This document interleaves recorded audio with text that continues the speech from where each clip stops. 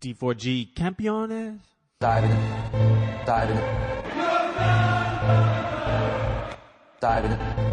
Diving. What do you think about them? Diving. Diving. From glory. Diving. Diving. From glory.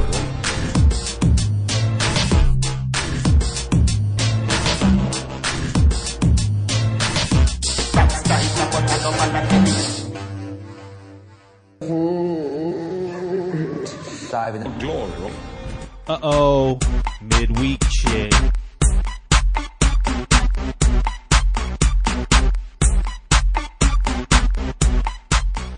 Yo, welcome to a special new edition. As I mentioned, we are enhancing Diving for Glory this year, and we are going to give you midweek Champions League reviews because that shit is like stale come Monday and Tuesday, man. We want to be right on it. Diving for Glory, our normal episodes are going to post every Monday on divingforglory.com. Hit us on Twitter at Diving for Glory. Also on iTunes, coming Spotify soon. Yay. Sir Solomon, what up? What's good? What's good? Yay. Champions League. So we're going to kind of keep the same format. We're going to do 4 games, and then we'll give you a recap. More prestigious and egregious awards. Jerseys, tug, boots, lace, D4G. Let's go. Better than Europa.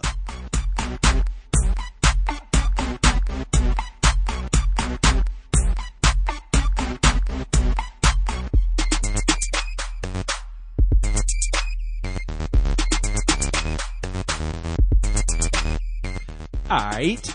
Better than Europa, also affectionately known as Chelsea and Arsenal Day. But, yeah, either way, we're going to start you off in a little bit of chronological order and take you out to the new camp. Yes, the camp now. The camp now. The camp 2 days ago. I've heard it. I've heard it referred to in so many different ways.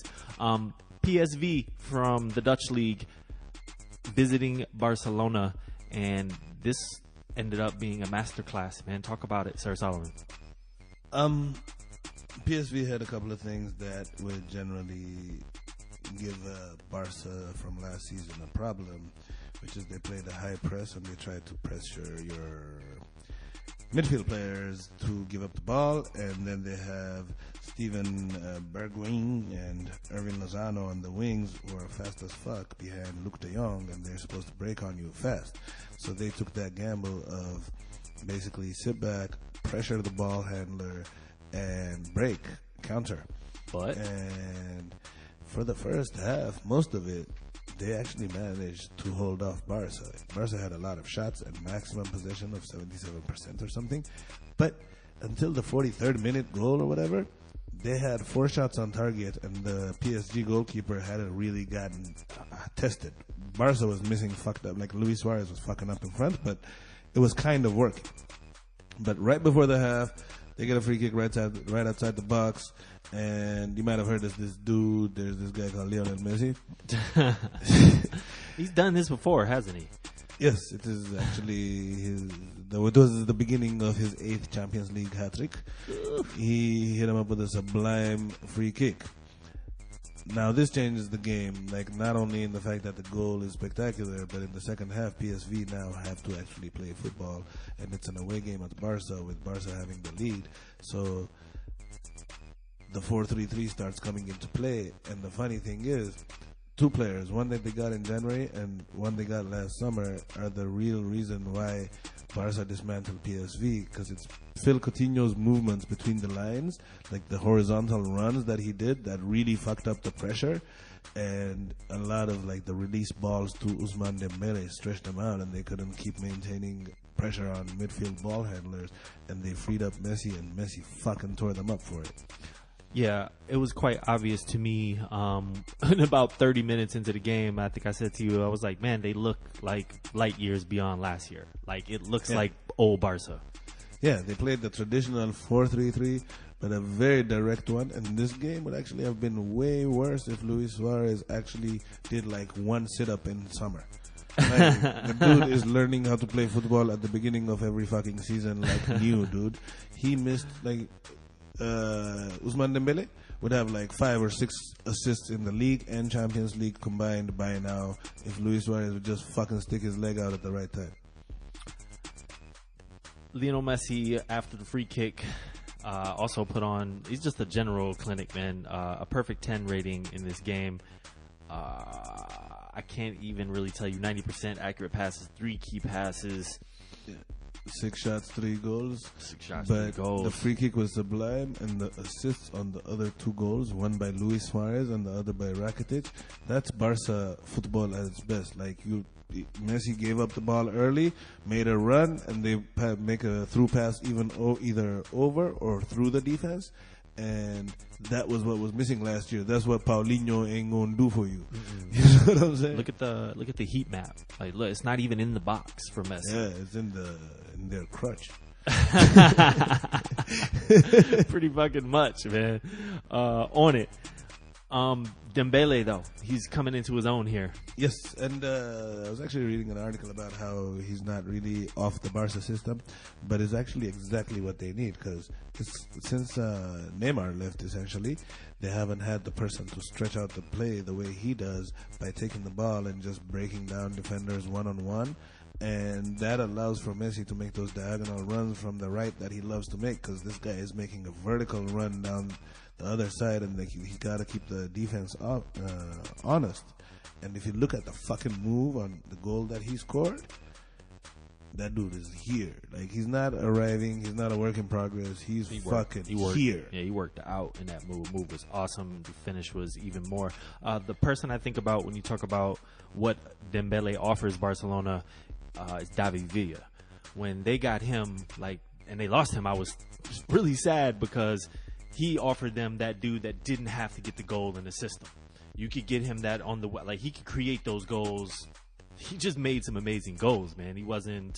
Yeah, but David Villa came in as already like a top scorer candidate and stuff. So, but yeah, but I get what you're saying. Like, the way the work ethic, and he's not as good at the first touch as these Barca guys. Like, then Dembele. Like, the thing I was thinking is, if this guy he's already having a really above average season. If he has a solid season this year, by next year and the year after, he's gonna hit a stride into like actual superstardom and pick up these, like, you fine tune your game, his first touch becomes better and stuff. Mm-hmm. This kid is fucking scary, because he's a natural talent. He seems like that, genius stupid. Yeah. Like, he looked at the camera straight and was like, why do you shoot with your right leg? Because I'm better at it. Why, you a righty? No, I'm a lefty. But I shoot better with my right. And he was like, and the guy said it back to him, and he's like, yeah. And I watch his football, and he's right. Yeah. He's a fucking lefty. His left foot is a proper left foot, but his right is killer too. So that was a good thing to see. Umtiti with the red card. Even then, it's still Barcelona's game. Every goal was worth checking out in this game. If you haven't seen the highlights, please see the highlights. For goal of the week, or as a performance, it's by far the performance. Like, they were the first team to play, and they dropped the gauntlet, and we will talk into how others responded to the gauntlet later, but this is the perfect way to start your thing. You mentioned him earlier. Before we move on, let's talk about Herving, whatever the hell it is, Lozano. El Choki. El Choki said before the game he would love to play for Barcelona. That's not how you start the game against playing for Barcelona, bro. Yeah. Like, forget comparing him to, like, Messi. Like, if you compare him to, like, Dembele, he had, like, 8 accurate passes. But Irving Lozano would, in a way, be one of the players that does deserve to be, on the Barca team. He had 3 key passes. Like, his teammates just fucking sucked, dude. Like, he played the whole game, and you needed to show more flashes of brilliance. Like, by this time, you should know who El Choki is, even if his team got fucked up. If he was what they were claiming he is. You know what I'm saying? True. At least for me, having not seen him in the World Cup this summer, as soon as he outran, because you don't like Russia. What? I love Mother Russia. Don't put that on air, man. I watched every second. Yeah, but Lozano, when I saw him burn Jordi Alba, I was like, damn, who was that? Yeah, he's fast as fuck. And I think he should have left this summer. Maybe not to a Barca, but at least to a Sevilla or something. You can't play in that league and keep growing. He's 22. Like by January or maximum next summer, he better be the fuck out of there. Yeah. All right, let's move along. That was Barcelona 4-0. If we did not mention that. Moving along, we are going to talk about our favorite topic so far this year, and that is a third consecutive Spursy. Now you're gonna believe us. Now you're gonna believe us. Now you're gonna believe us. And Tottenham fucked it up. Yeah, and that's how this went. Inter, they were away at Inter, and they came out in this And game doing got the good things. got the lead. Doing Let's talk good about it. Things. Away at Inter, son back from doing Asian things in Asia and avoiding military service. So full team. Yeah.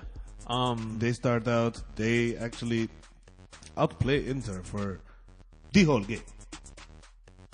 But what did they get from it? Nada.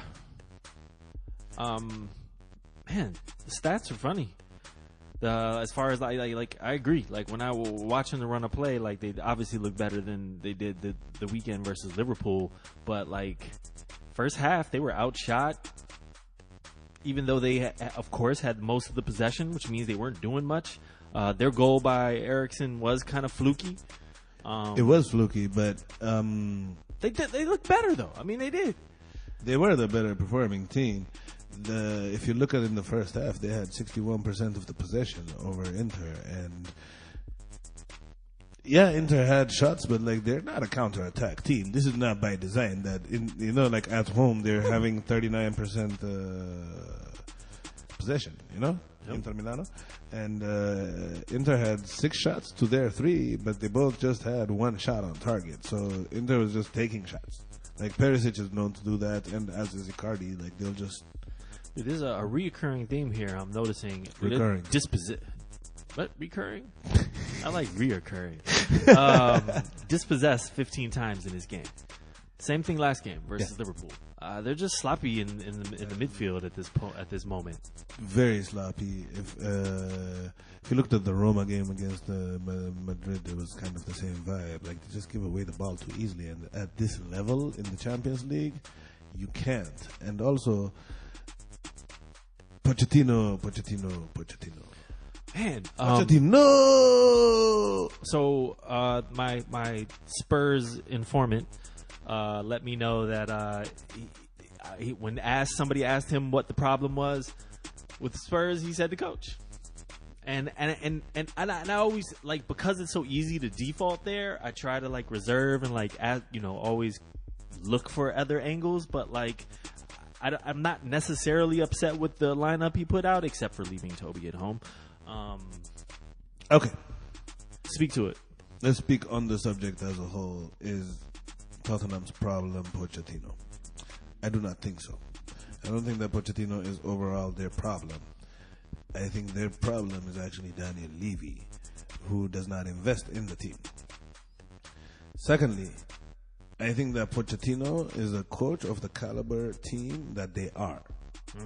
He is the best available coach you can get when you have a summer transfer window of nothing. Who the fuck is gonna come here? Yeah. And for doing that, like, he has to get commended. Yeah. Thirdly, this is as far as he's gonna get them.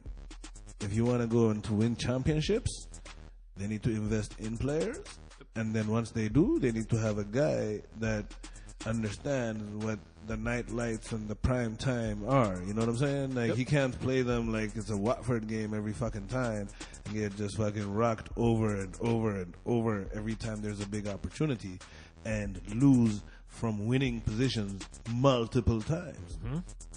So, wow. Astute commentary. No. I definitely am on board with a lot of that. Let's turn the tables, though, and talk about Inter, because Inter turned this around. Inter shouldn't be in the Champions League. They sure shouldn't. If they didn't buy the player, they sent a mole over to. The week before the game, they bought DeVry. None of that sounds right, man. And then you play him. Like, there was some strong arming going on there. Dude. Like, you gonna play him. Yeah, they're like, you're gonna motherfucking play this bitch. Didn't he even... Oh, Steven DeVry had the assist. I was like, didn't he even fucking score? But he's the guy that single-handedly gave up the penalty for Lazio that got Inter into the game, into the Champions League. Because at the time he was playing for Lazio and they signed him a week before the season opened. And in this game, he also had an assist that allowed them to steal the 3 points at home from Tottenham. This guy might literally be the best summer purchase out of everybody. Just on this. Like, already. He's made his money back by them making Champions League. Making Champions League and then winning their first Champions League game when they were behind. Yeah, because he assisted the winning goal. Making Champions League, and if they make knockout stage, is probably worth about what his transfer fee was. That's what I'm saying. Good point. That's a good way to look at it. That might be the most astute transfer that happened this summer. But so let's take a moment first before we go and kill people too much for underperforming. Take a bow, Mauro Icardi. Oh yeah, that game was done until his fucking volley woke everybody up into bawling again. Yep. In the 85th minute, and then after that it was a barrage because they were at home and they were hype. But Mauro Icardi's fucking volley was spectacular. It fit the moment. That is a Champions League night goal. Yeah, I think when it's all said and done, I think you're looking at two teams that are relatively similar in talent level and ambition. Make top four. Yeah. Go Have as a couple of stars and a lot of above-average players. Mm-hmm. Yeah. But it was a good game. It was a really fun game. Sorry, Spurs. Sucks out there. Sorry for being the punchline. You what made it fun. So, check this. We're watching the game together. Oh, yes. I was just going to say. So I'm like, earlier when... My buddy, like, why is Lucas playing so much? We talked about this in the podcast. Yep. He should have come off and Son should have started. And you're like, why the fuck don't they play Son and Kane get to sleep? I mean, they get to rest a little bit. When is he going to? Yep. So I'm like, all right, today you need the points. Once they got the lead at 1-0, they made a substitution and left Kane in. That's when you should have taken out Harry Kane if you wanted to make a substitution. And he put on, it was brought to my attention, he put on two offensive players. He put on Mora, and he took out for Son, and he put on Lamella for Winks. Lamella for Harry Winks, whose name sounds like a hairy asshole. Harry Winks. Stuck it right in there, Harry Winks. Perfect porno name, dude. He only does it. And so in regards to Pochettino being an issue, the substitutions are highly questionable here. Highly questionable. In fact, I would argue moronic. Because, like I was saying, we missed the opportunity to take out Harry Kane at 1-0. Mm-hmm. Now you keep playing, and they make the substitution for him in the 88th minute, 2 minutes after for a midget. Mauro Icardi had just scored, and at a time where if you're one of the, like, say you're Klopp, in that moment you're not taking him out to bring in a defender. You might bring in another striker and try to still steal the points, or even a midfielder, but like that was lame. And how are you going to put in this guy at 1-1 in a big game that's not on speed in real life because you have been fucking punishing him for a year and a half. Now you want him to play in a big moment. And what happens? You take it away. And Sir Solomon says, man, I hope Danny Rose is going to give up the goal. He came close, and he gave up the corner, which led to the game-winning goal. But another point that I don't think we brought up, but was brought up to me, and when you think about it, Spurs have been hit up on set pieces and headers this year. Yes, and the solution to that is not leaving Toby Alderweireld at home. Toby Alderweireld taking out your 6-foot striker and putting in a 5'8", whatever. None of that. Nope. Like putting a traffic cone in a fucking corner kick. That's what the fuck Danny Rose is, man. And it's like, he's an offensive-minded defender who is known for his speed going forward. At best, in that situation, you're trying to get a 1-1. You know what I'm saying? because you just took out your striker. Yep. So even if he runs across the field real fast, who the fuck is he going to pass it to, right? So you made a defensive move. Let's accept that. So you're going to try to keep the 1-1. And if you're trying to do that, that's the wrong fucker to bring in. Yeah. Agreed. And it's a Spursy, and we're going to move along. The Spursiest of Spursy. We're going to move along to probably the marquee game of this round, and that is Liverpool hosting PSG. It's a lot of star power out on the field. Certain parts of the field.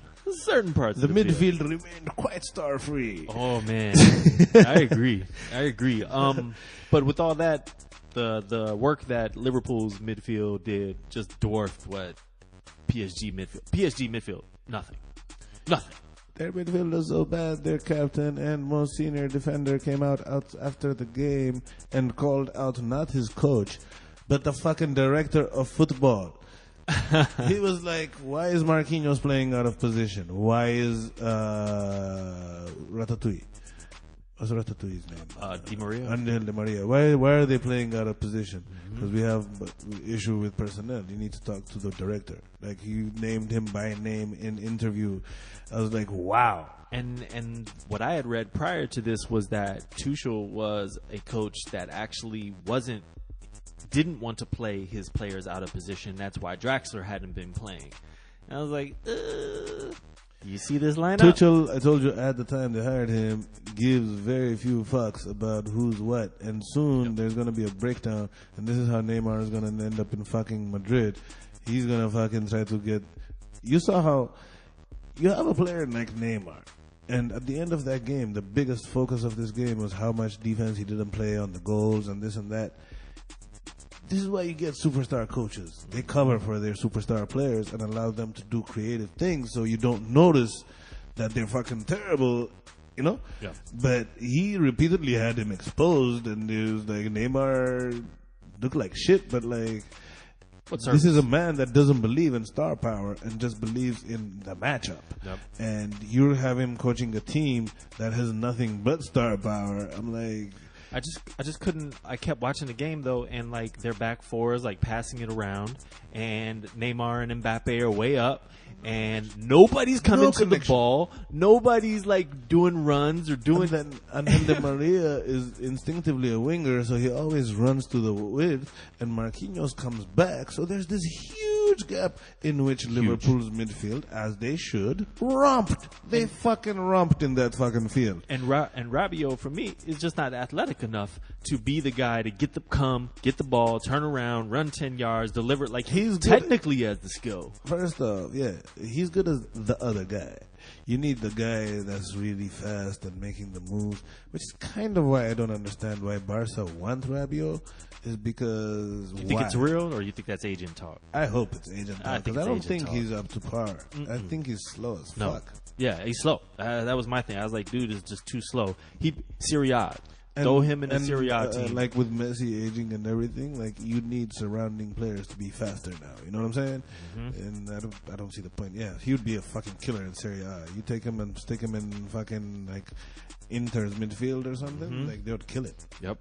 Talk about Liverpool a little bit. They were up 2-0 in this game, correct? In the first half. Yeah. Sturridge with a nice goal. Salah not on his best. Milner had a good game. Milner's just been a rock for them, man. Oh yeah, Milner been killing it, dude. He's just boring as fuck. You know his Twitter handle, the guy that made the boring James Milner. The boring James Milner was pretty fucking spectacular. Yep. But he held it down. But again, like I said in the previous game against. Was it Spurs when I was like talking about how the midfield sucked, but they still beat them? And this is the thing: like Klopp puts out a midfield that in name looks not as good, but his system accommodates them and does not expose them, which was the problem last year with his defense, was that he was exposing them too much, if you remember. Yep. And now this team is tight, and you don't find that weakness in the fact that they have not that many creative players in midfield, because their job is to be athletic, stop the ball, and keep it moving. Boom. And Milner can get that. And Milner can deliver the long pass, and he can come and fucking get that ball and break a little bit, and just like you say, a vertical, direct player, and gets it to your forwards who are really going to do the fucking work. Who are closer to the goal, and with his passing being good is important because they hit the ball in stride.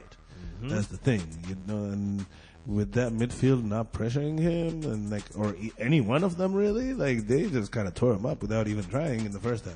And for all that, actually, they pull one back right before the half. Thomas Meunier with the nice strike. It wasn't like it was an awesome run of play or something. Meunier is actually kind of underrated. If you look at a lot of the performances we've talked about over the last year with PSG, he's always been doing pretty good. In Belgian International does his thing. But it was just a better coached, better built team. Absolutely. And it looked like one team had new money written all over them. There was no spine, there was no structure. Okay, let me ask you a question. Is PSG a possession team? Is PSG a counter-attacking team? Is PSG a pressing team? What is their style of football? Oh, yeah. There is nothing. I'd rather you fail trying to accomplish something than to just let out these. His biggest job right now is picking his team. And that was one of the questions that I had when I was watching it. And I actually was in favor of it because I was like, okay, I've never actually seen PSG play like this. They legit took we're going to put 10 men behind the half field and we're going to counter. And they were, but the first 15 minutes of the game, they were on it. They got some nice breaks. They put Liverpool, but after that, dude, it was over. They could not maintain that because I don't think that's what they play week to week in League On. That's not. They don't know how to play that. And Bayern Munich is an example to use here. They play in a league that they dominate, but within the team structure, including up to the presidents. Karl-Heinz Rummenigge and Franz Beckenbauer and stuff, there is such a feeling of competition that they're always on their game. Mm-hmm. Like if you have a bad game while Bayern Munich won 5-0, Bild will write an article about you and you might get benched, And there's a high standard held even though there's not a high standard of competition, which is very hard to achieve, and Paris Saint-Germain has no idea how to do it. In fact, they are so bad at it that teams that they are head and shoulders better than in their own league are better at playing Champions League than they are. Mm-hmm. Namely, Monaco and Lyon. Yep. Over the past 5 years, whatever, if you look at their records, they lose when they're supposed to lose because their teams are not as good, but they know how to play the competition better than PSG does. With all that being said, there's a lot of star power on PSG, and they were able to pull this back. Draxler came on in the 80th minute, kind of changed. Which has to be said, you were begging for Draxler to come on, and immediately the game got more direct, more vertical, and it was excellent. Yep. Mbappe with a nice goal ties it 2-2, and it looked like they're going home with a point. And I swear to God, I said to myself, damn, they put in Firmino, but I haven't seen him. Oh. Goal. Yes. So Firmino did the goal. He's like, I don't even need 2 eyes. Dude, I did 2 eyes. Dude, he literally did nothing. Yeah. Absolutely nothing until that moment. Oh, I mean, he came on as a sub. Yeah, no, I know. Yeah, I know. Yeah, he was on the field for 20 minutes before that goal. Yeah. But that's for Firmino's biggest thing for Liverpool is his work ethic. And he chased. He didn't play anything, but he chased the whole time he was there.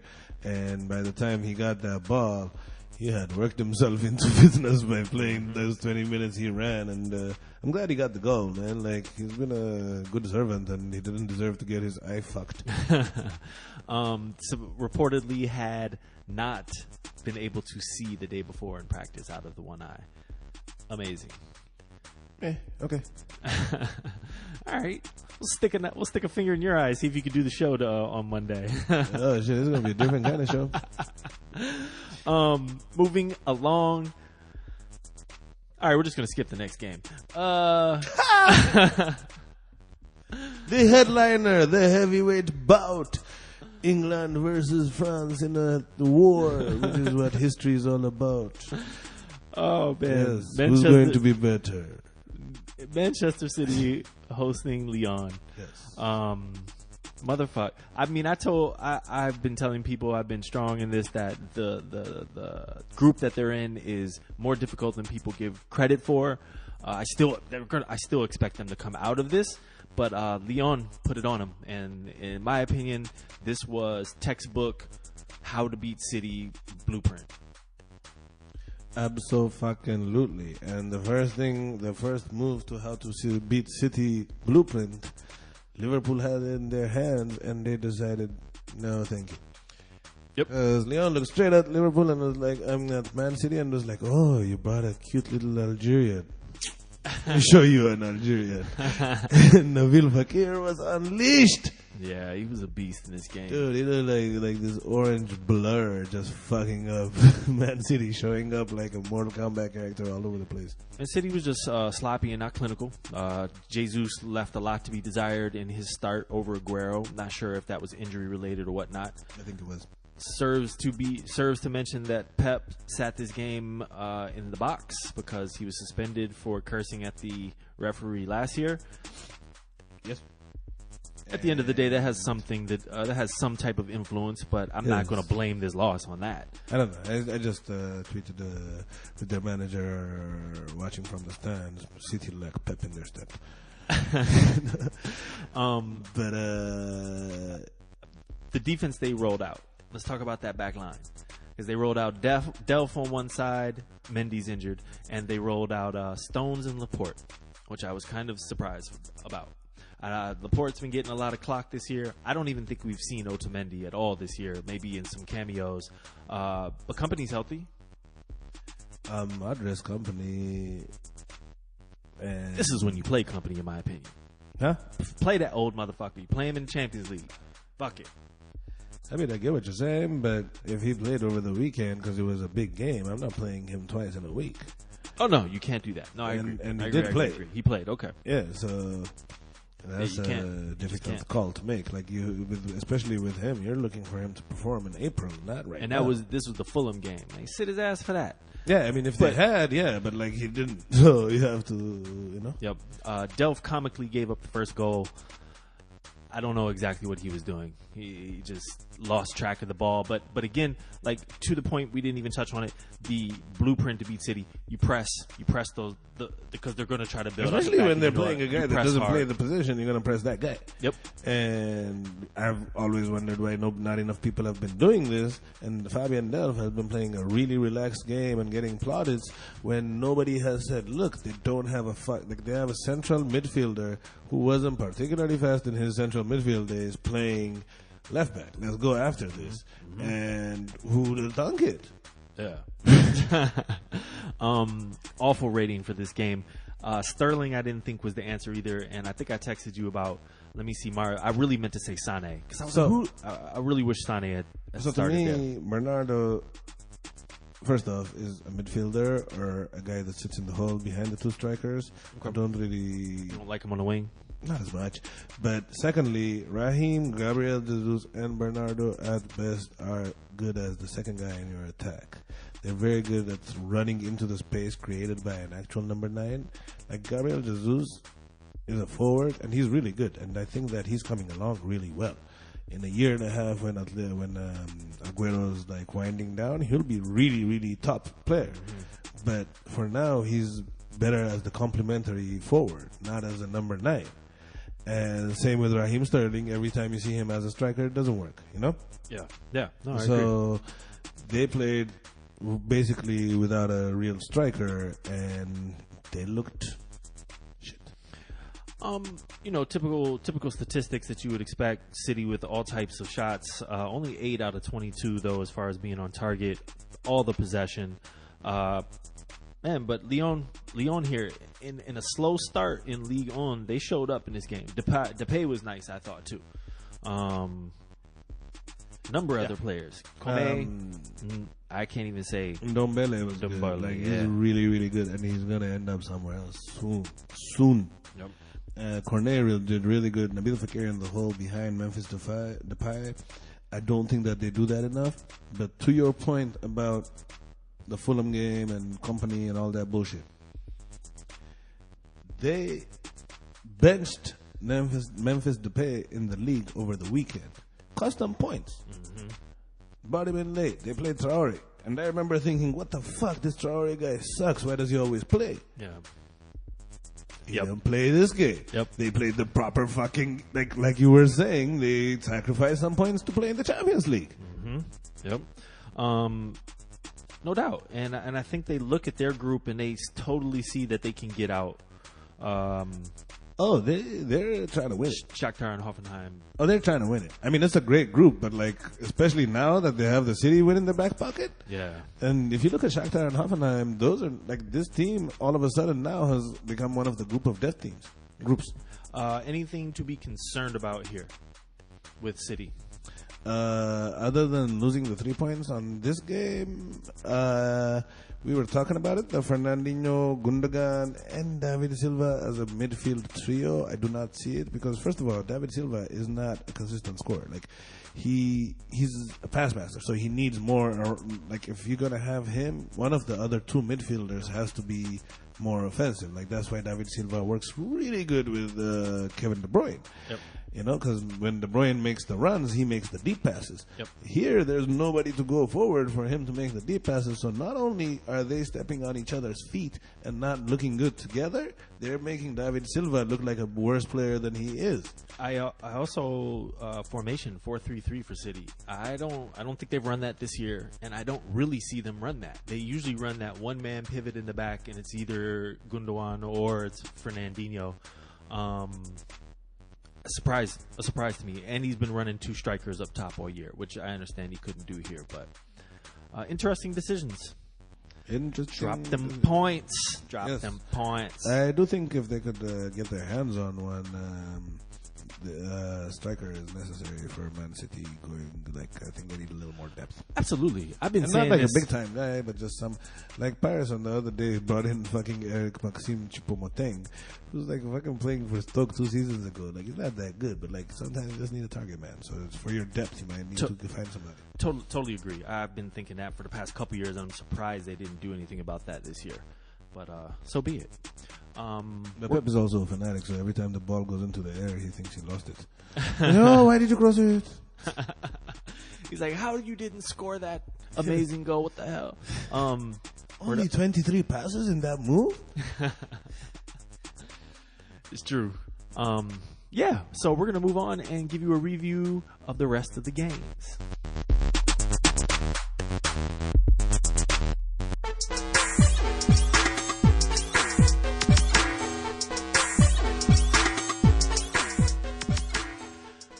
All right, those were the super interesting results from Champions League Match Day 1. We want to give you all the results real Some quick. of the super interesting results. Well, you know, there is some other things going on here. We're going to give it to you chronologically, though. And start Borussia Dortmund, 1-0 over Club Brugge. When in Bruges. I love that move. Amazing deflection on a Pulisic move. Happy that birthday. Completely. Thank you. Pulisic's birthday. Oh. On when he scored it. Oh, okay. His 100th match for Dortmund. Okay. That's very American of you. That has nothing to do with me. That ball was deflected. It was a gift. It was. Enjoy it. It was. All 3 points for They Dortmund. deserve the points. Monaco hosting Atletico Madrid. This is one of the better results. It's actually, this Champions League game week has actually started off like the Champions League season spectacularly, and this is one of the, like, Monaco with a 1-2 loss at home to Atletico Madrid, who had to come from behind to get it. That's the kind of football we're about. For sure. And the winning goal scored by fucking debutant. Jimenez, yay? Let us see. The Costa goal, the Diego Costa, was a smash goal. I love that. Oh, yes. No, this was is Jose Jimenez. Jimenez. Yeah, I'm talking about it's the weekend game that they got a point because of, the win. Oh, because yeah. of their The new debutant, yeah. So this was a stoppage time header, 2-1. Atletico take all 3 points.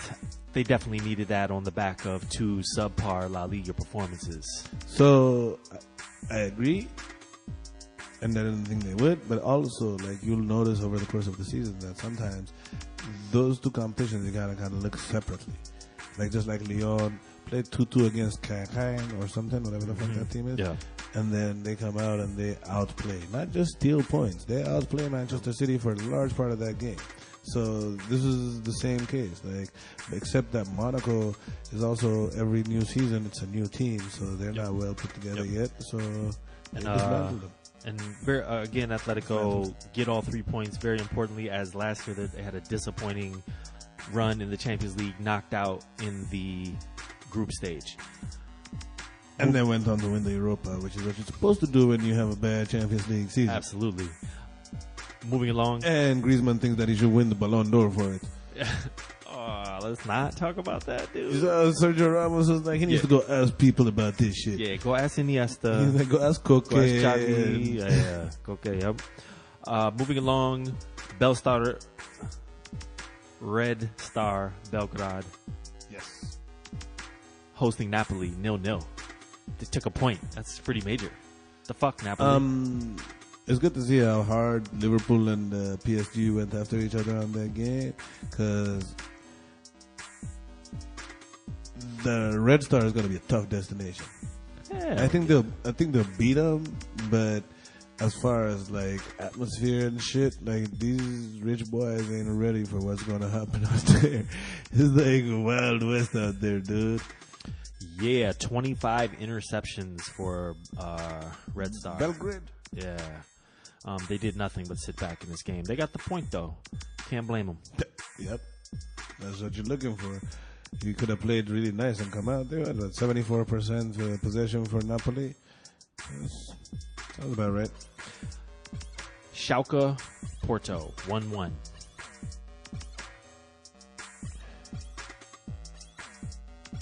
Back and forth. Nice game. Sorry. No, you're good. The 3-5-2 lineup by Schalke. Yeah, Schalke puts out the 3-5-2. And speaking of teams that are struggling in their league right now, Schalke is bottom in Germany. But the team expected them to struggle, so they signed the manager to an extension over the summer. And this is part of the game plan, but Schalke had 39% possession and basically matched them shot for shot. They needed 2 shots on target, whereas Porto needed 5 to get it finished. But it was just a lower level Champions League game. This was one of the games of the round. There was 39 tackles in this game. Successful tackles. So the way the Portuguese league punishment system for yellow card accumulation is different than the others, so it allows for a lot more kicking. So like, you know how you get 5 yellow cards, then that's an additional 1 game suspension. Yeah. And then when you get 10, that becomes 2 games. Yeah. In Portugal, you get 5, and then it just resets, and then you get 5. It's just 1 game again. So like, there's not more incentive to stop doing what you're doing. Gotcha. Super physical game. Moving along, Galatasaray hosting Lokomotiv Moscow, and Galatasaray put it on them. Some nice goals too. Yes. Say, come on, baby, do that locomotive. Dude, these fucks got fucked. Yeah, they got did in.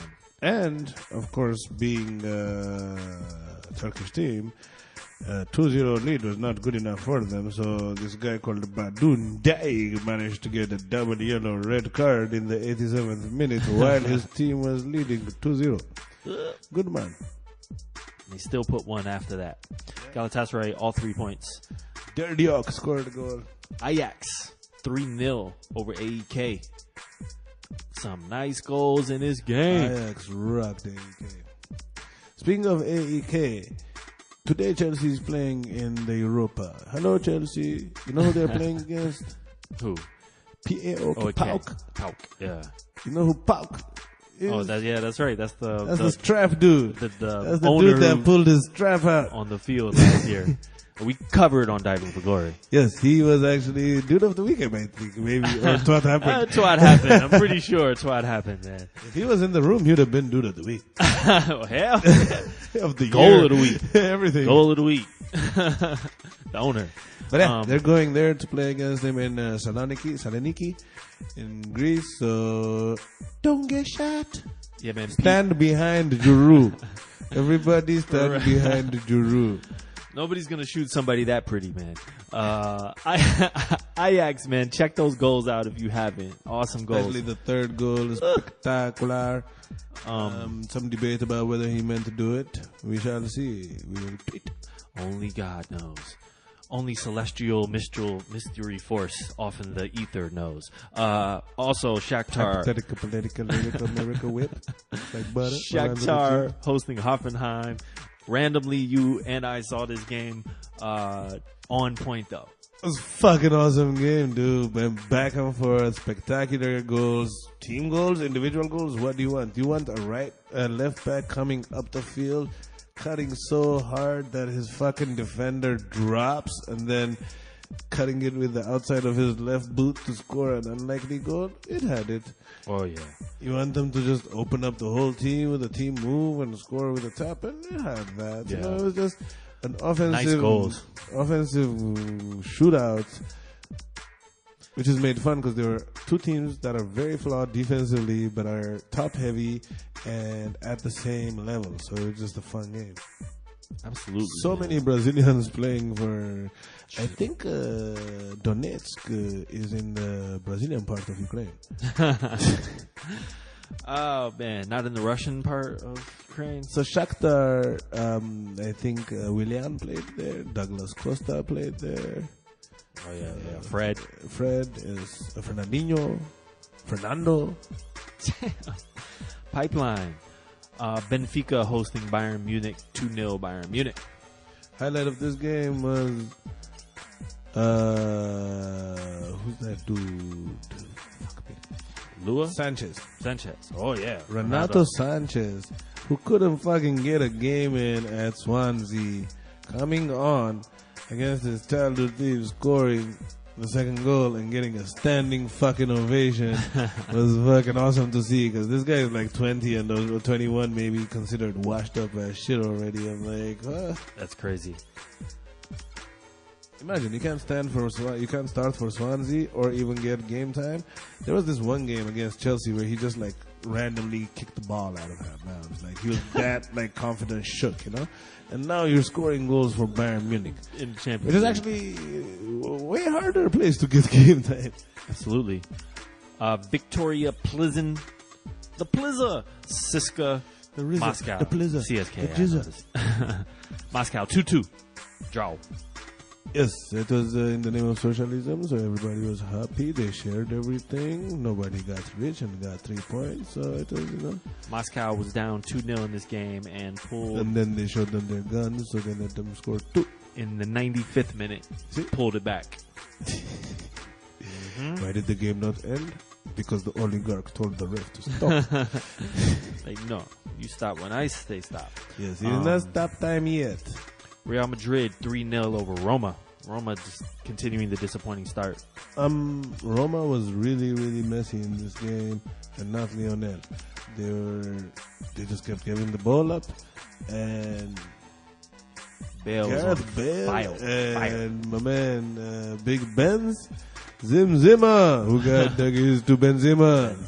They have been on fire and looking like they enjoy playing football. The Luka Modric to Bale pass was Bale looking like just dropped it in the breadbasket, dude. That was a quarterback pass. Bale broke out.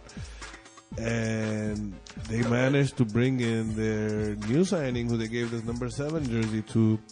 I think it was National Lyon Day, because they got him from Lyon, and he came on and scored the third goal to top it off. It was Real Madrid wanted to make a point after Ronaldo left, and they made it. in this current form, like, where would you place Gareth Bale? And, like, is he a top 5 player? Is he top 10?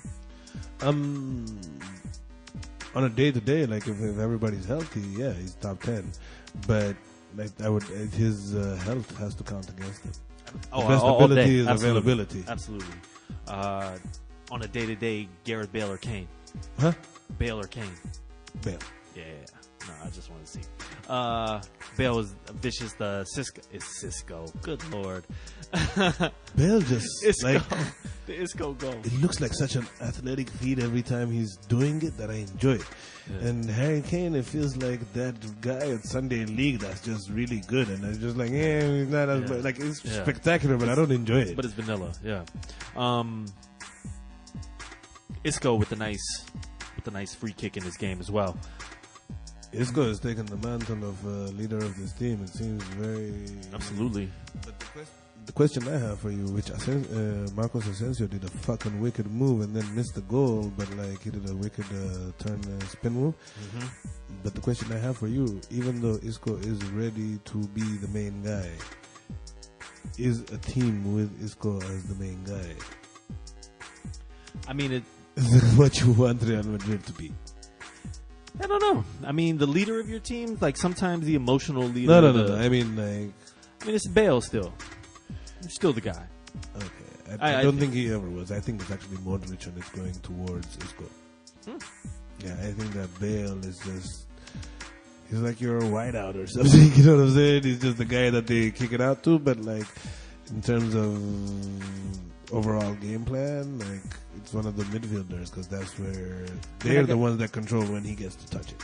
True, but I think a team with Bale, a healthy Bale on it, even if you consider these other guys the focal point / leaders, like I think that makes a difference in that context. You're just saying like having Isco as like the guy or whatnot. Like, is he your number one option? Like, and you can put role players around him. No, you need people like fucking Gareth Bale and Karim Benzema around him. Yes, absolutely.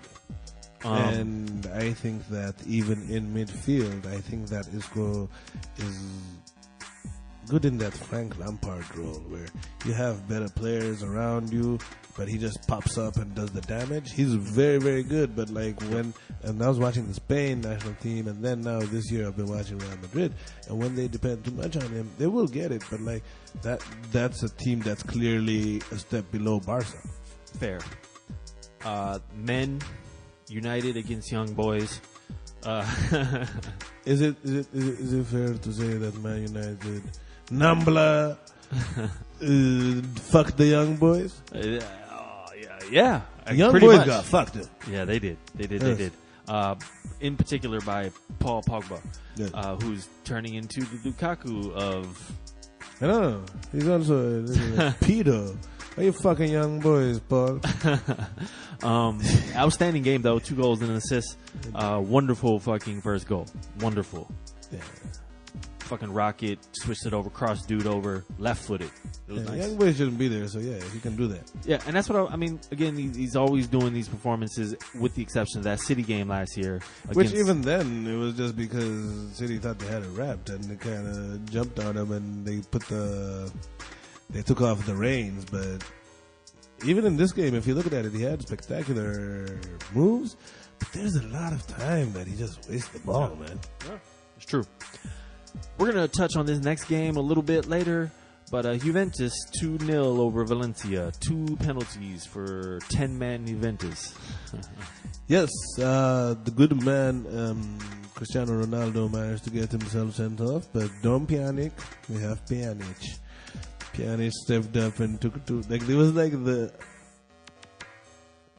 he got sent off. Very, very, very unfortunate sending off. I don't think that it will be overturned in appeal, but it's a hands to he got sent off for violent conduct, which is hilarious for Ronaldo to get. Violent conduct. Okay.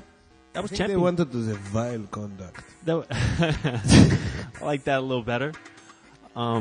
That's our Champions League review, though, and we are back in 2 weeks with another one of those, and we're going to move on to our final section.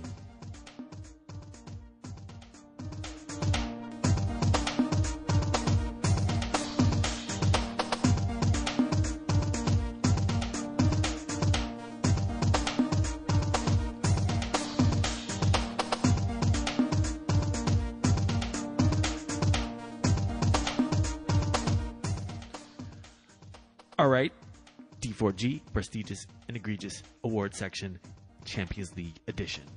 Dude of the week goes to. So before we get started with these whole things, we are going to eliminate one Lionel Messi because he defeats the whole world by knockout.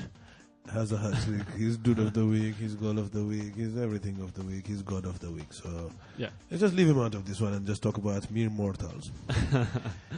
Dude of the week is I would have to say Nabil Fekir. yeah, absolutely. He just ran Carried the rampant. team. Like the team performance was great, but like he called for the ball. He took that shot from an angle he shouldn't have. Rocked City. He was a wrecking crew. Ndombele working behind him, but Nabil Fekir, big up yourself. Can't wait to see him in powder blue next year. Oh, that's gonna be their away jerseys.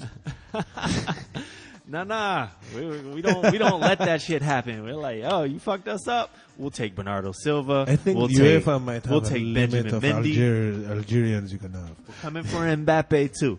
Oh, the Mendy that they have looks hilarious. Furlan Mendy. Furlan. Oh yeah. my god. Furlan. Goal of the week. There's a lot of good goals. The spectacular goals again. The God is not in contention. Yeah, nah. Sick freak. So I narrowed it down to two finalists, and they were Ousmane Dembele, who did a spin move between two defenders, and they looked up and they were just facing each other because he was gone, and then shook another two defenders before shooting, and basically took down half of the of the 11 players of the team in one move. Or Mauro Icardi's spectacular fucking volley that brought back the entire comeback. The winner is Mauro, steal your wife, Icardi. Steal your game, steal your wife, steal your heart. He calls Maxi Lopez Spursy. Oh, you mean Spursy? Fuck, dude. He had the lead. Fuck, yeah. Awful. He led the charges in stealing the game, but the goal was spectacular. And after making its return in our last episode, Twat Happen makes another return. Yes. The man, the myth, the legend, who just broke his duck over the weekend by scoring 2 goals in wonderful and amazing style for Juventus. Jesus Cristiano Cristiano. Ronaldo, a man so special his parents named him after Ronald Reagan. It's true story, by the way. That's what the Ronaldo is. And he decided to be a little flappy with his hands and got a tough call. The referee decided to make it about himself and immediately sent him off. I mean, but you know, that bad call by the ref. Why? What makes it a Twat Happen moment? Because he cried and cried and cried. Cry, it was Ronnie. so fucking ugly. Dude, crying Jordan needs to be retired. It needs to be The crying Ronnie meme might take It over, is- dude. He cried forever. It is and no it was longer the Shy ugliest Ronnie. shit ever. Yeah, It's Cry Ronnie. Dude, I don't like. I was until this moment supporting his bid for Golden Boot. If they're not going to give it to Messi because he had whatever Champions League, give it to Modric. yeah, for real. No, just for that alone, I think he should be disqualified from all off-season achievement awards. And this is what it sounds like when Ronaldo cries. And you know what the fucked up part is? This happened exactly the season after Gianluca Buffon left fucking Yeah, Juventus. Juventus in Remember tears. what Morata said? Oh, yeah. He said, "Hey, don't nobody got time for you I crying." mean, he said to Morata. To Morata, he was like, "Nobody got time for you crying." He was like, "The people that like you, you're pissing them off when they see you crying. The people that don't like you, you're making them happy. So nobody fucking wins, dude." Yeah. The funny thing to me is this, dude. This is like match day 1 of, you know, I'm like, your Juventus, you're gonna get through. This isn't the quarters. This isn't a knockout round. This isn't the final. Like, And it's an easy group. You're gonna get to jump around all over the place, anyways. Like, and so there's the possibility that he will miss the return to Old Trafford, and that maybe that was why the tears. I'll give you why the tears and why there were more tears later. Messi had the Champions League hat trick on day 1, This Champions League hat-trick broke Messi and Ronaldo's tie for most Champions League hat-tricks. No, not goals. Hat-tricks. Hat-tricks. They both had 7 Champions League hat-tricks, and now Messi has 8, and he's the all-time Champions League hat-trick leader. And then Ronaldo had his episode. I can get the frustration. He cried. I know that he was standing in the shower, and they got a penalty. He cried again. And then they got another fucking penalty. That was like rubbing salt in Ronaldo's fucking vagina, dude. That was like, dude, he was doing the flying vagina celebration on. Like, if it was me, man, I would. My penalties would have been worth double. Dude. Fuck this Pjanic guy. Oh man, that is a wonderful episode. Yes. Twat Runner up to Happened. Twat Happened, though. We saw you, Mo Salah, throwing the bottle when your team scored. We saw you. For real. We fucking saw you. What was that, dude? I don't get it. You thought you're not gonna mention that shit? No. Everything gets caught on D4G, man. With all that being said, man, that's it. Thanks for tuning in the midweek. Thanks for making yourself available, Sir Solomon. Yes, sir. Give thanks. We didn't didn't want to give you a 2.5-hour episode on Monday. Shit that happened a week ago. Please check us on divingforglory.com and iTunes and also YouTube. We will be posting this today, hopefully going forward in the future. After we will be posting on Chelsea Arsenal Day, we'll be posting about Champions League. Yes. And please like us on iTunes, man. Rate us that 5 stars. That's going to help us get known to the world and get us paid, and we can keep doing more shows for y'all, man. We got more ideas. Maybe we'll come at y'all like we're better than an away game at Bate Borisov. Like- At least we're that. strictly. We're gonna have a relegation show where we just talk about relegation teams, in depth, obsessive, compulsive behavior. And not just championship. Like, we're gonna go all the way down to League 4 relegation. What? Hell yeah! Tackle of the week. All right, man. Diving for Glory. We out. Peace. Diving. What do you think of condoms?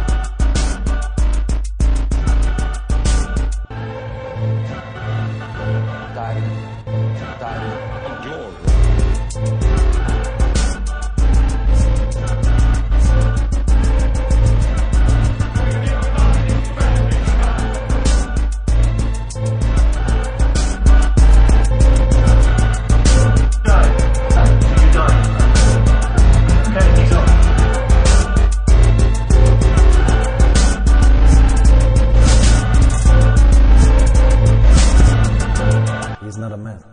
There's nothing more to say. Diving. Glory.